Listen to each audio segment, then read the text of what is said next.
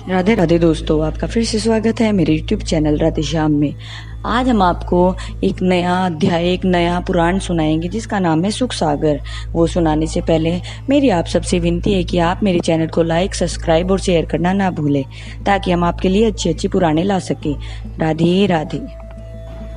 राधे राधे दोस्तों, आपका फिर से स्वागत है मेरे YouTube चैनल राधे श्याम में। आज हम आपको आगे की कथा सुनाते हैं।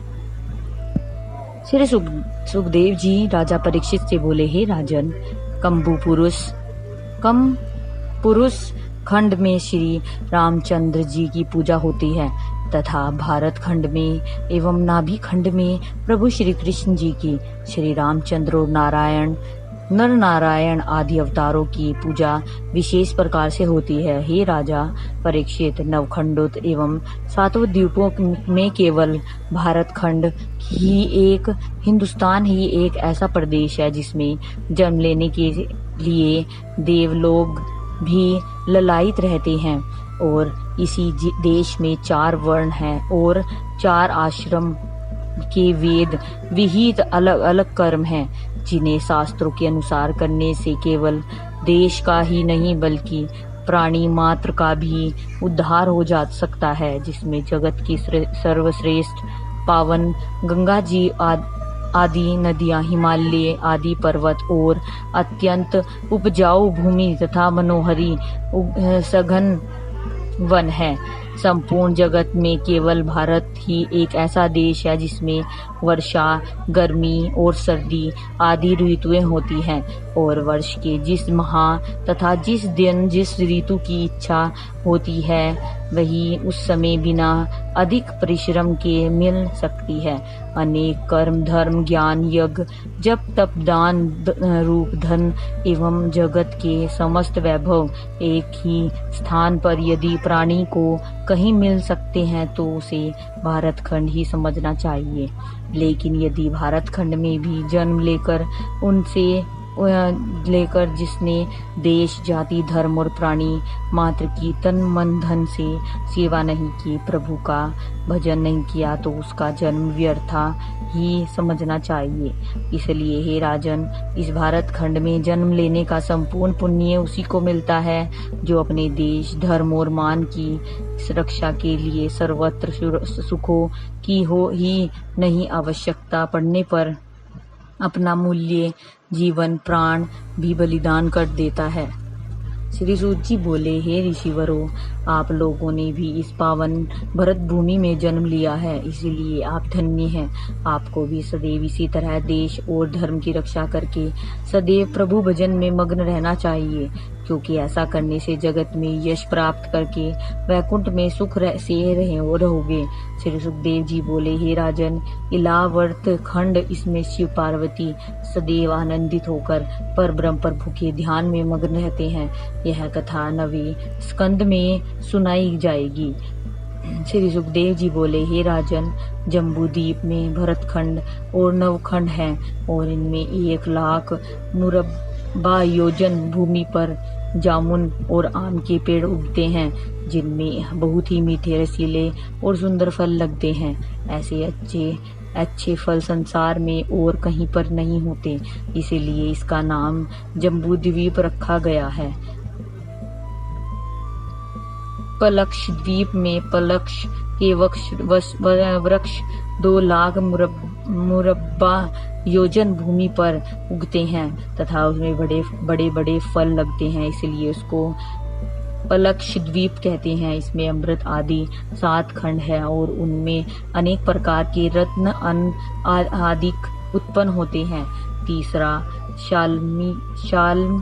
शामली द्वीप है, जहाँ शामली सेमल के पेड़ 4 लाख मुरब्बा योजन भूमि पर उगे हुए हैं तथा उसमें बड़े 8 पर्वत हैं, जिन पर यक्ष और गंधर्व आदि अनेक प्रकार से गा बजाकर आनंद उठाते हैं तथा वहाँ सूर्य आदि 7 खंड है, जिनमें अनेक प्रकार के बाग तथा तालाब आदि हैं, जिन्हें देखकर मन प्रसन्न हो जाता है।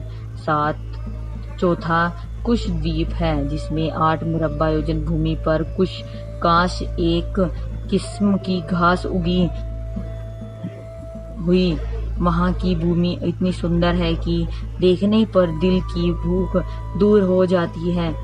उसमें सकत आदि 7 खंड हैं।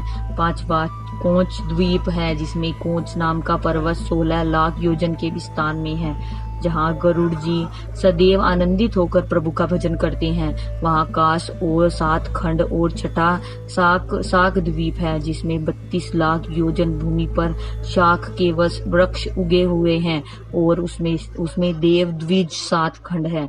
7वां पुष्कर द्वीप है, जहाँ 64 लाख मुरब्बा योजन भूमि पर कमल और अनेक प्रकार के पुष्प लगे हुए हैं। हे राजा परीक्षित, इन 7 द्वीपों के चारों तरफ 7 समुद्र हैं, जिनमें अनेक प्रकार के जीव जंतु और रत्न आदि हैं। हे राजन, इन 7 द्वीपों के साथ राज्य को झूठा समझकर राजा प्रियव्रत ने अपना मन हरि भजन में लगा लिया, लेकिन आज मनुष्य टूटी फूटी झोपड़ी का भी त्याग नहीं कर सकता। श्री सुखदेव जी बोले, हे राजा परीक्षित, जितना विस्तार 7 द्वीपों का है उतना ही आकाश का है, क्योंकि पृथ्वी और आकाश चने की 2 दाल की तरह हैं। भगवान सूर्य देव का प्रकाश तीनों लोकों में होता है।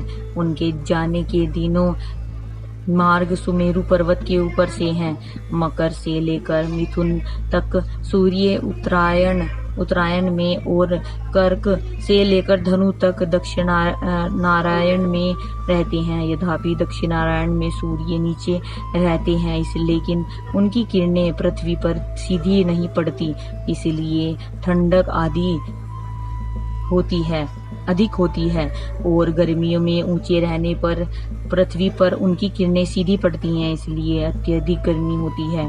तथा जब सूर्य उत्तरायण में रहते हैं, तब रातें छोटी और दिन बड़े होते हैं। सूर्य एक राशि पर 1 महीना रहते हैं, और सूर्य का रथ दिन रात में 9 करोड़ लाख योजन की यात्रा सुमेरु पर्वत के चारों ओर घूमकर पूरी करता है। सूर्य देव के रथ का केवल 1 पहिया 26 लाख योजन वास परिणाम का है, जो पूर्व में उदय होकर ठीक उसी के सामने इंद्रपुरी, यमपुरी, वरुणपुरी और कुबेरपुरी घूमता हुआ पश्चिम में अस्त हो जाता है। सूर्य देव के रथ में 7 रंग के घोड़े एक और जूते हुए हैं, और दूसरी ओर एक घोड़ा जुता हुआ है। आज की कथा में यही समाप्त करते हैं। आगे की कथा आपको कल सुनाएंगे।